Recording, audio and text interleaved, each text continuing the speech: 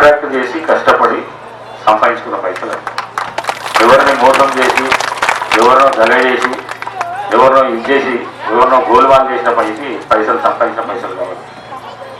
తండ్రి కొడుకులు అందరూ కలిసి, అన్నదమ్ములంతా కలిసి రోడ్డు కాంట్రాక్టు, బిల్డింగ్లు కట్టి సేవ చేసుకుంటా వీడి దాకా వచ్చింది.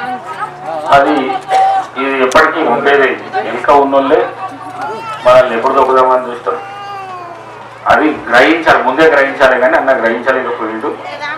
అయితే నేను సత్యం శెట్టు, మైపాల్ రెడ్డి అన్న మేము ఎప్పటిదాకా కలిసి ఉంటామో అప్పటిదాకా అన్న మీద ఇట్లా ఒక ఈగ వాలేచ్చే పరిస్థితి ఉన్నదని చెప్పేసి